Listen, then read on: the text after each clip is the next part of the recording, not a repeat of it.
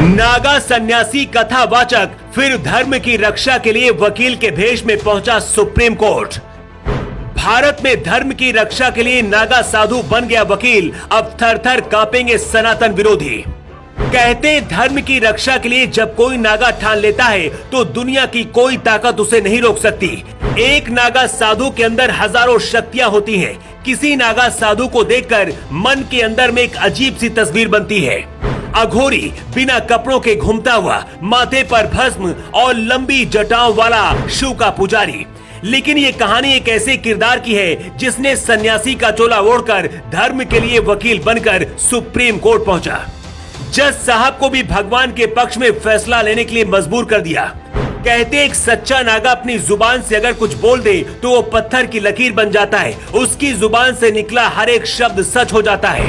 नागा साधुओं को गुस्से वाला, सनातन के लिए दुनिया से लड़ जाने वाला माना जाता है। इस रिपोर्ट में हम आपको एक ऐसे ही जिद्दी नागा की कहानी बताने जा रहे हैं जिसने भगवान राम और सनातन के लिए सन्यासी से वकील का रूप धारण किया और भारत के सुप्रीम कोर्ट में लड़ाई लड़कर दशकों पुराने राम मंदिर विवाद को खत्म किया। करुणेश कुमार शुक्ला कुछ साल पहले तक सन्यासी, कथावाचक और नागाओं के साथ रह चुके हैं, लेकिन फिर सुप्रीम कोर्ट के महान वकील बने। आमतौर पर किसी भी साधु को देखकर आपको भी लगेगा कि वो अनपढ़ होगा, लेकिन करुणेश कुमार ने धर्म के लिए कैसे नागाओं की दुनिया से निकलकर सुप्रीम कोर्ट तक पहुंचे, इसकी कहानी जानकर आपकी जिंदगी बदल सकती है।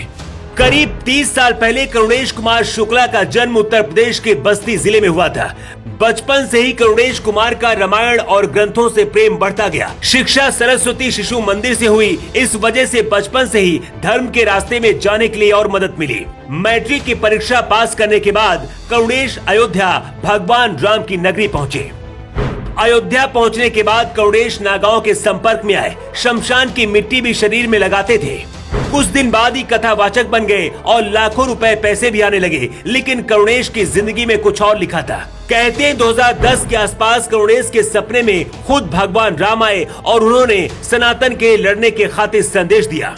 ये वो दौर था जब पूरे देश को लगने लगा था कि अयोध्या में शायद कभी राम मंदिर नहीं बन पाएगा, लेकिन भगवान राम और सनातन के खातिर करुणेश ने संत से वकील बनने के लिए कानूनी पढ़ाई पढ़ी और फिर सुप्रीम कोर्ट पहुंच गए, जहां राम मंदिर की सुनवाई हो रही थी।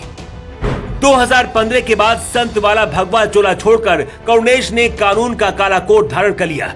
इसके बाद कसम खाई कि जब तक मेरे शरीर में आखिरी सांस है, भगवान राम के लिए लड़ूंगा, कुछ भी हो जाए। करुणेश कुमार के सुप्रीम कोर्ट पहुंचते ही ऐसे लगा जैसे सब कुछ बदल गया हो। सुप्रीम कोर्ट के 5 जजों की बेंच ने 9 नवंबर 2019 को राम मंदिर के पक्ष में फैसला सुना दिया। भारत के हिंदुओं के लिए ये सबसे बड़ा फैसला था। करुणेश कुमार शुक्ला देश के पहले ऐसे वकील हैं जिन्होंने इस्लाम की आसमानी किताबों की कुछ आयतों को संविधान के विरुद्ध बताया और उन्हें हटाने के लिए कोर्ट पहुंचे।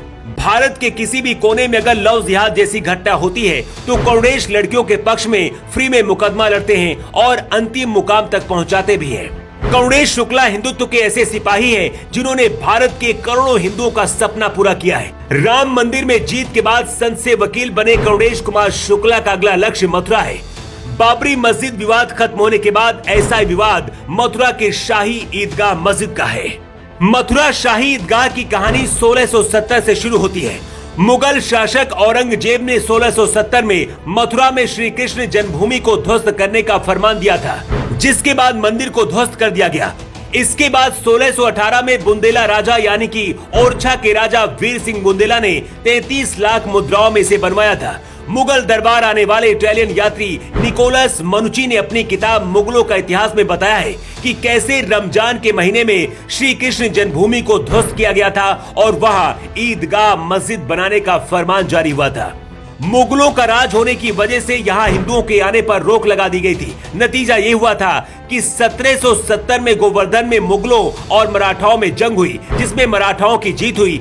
इसके बाद वहीं पर मराठाओं ने फिर से मंदिर का निर्माण कराया था, लेकिन जहाँ कृष्ण मंदिर था उसे शाही ईदगाह मस्जिद बना दिया गया।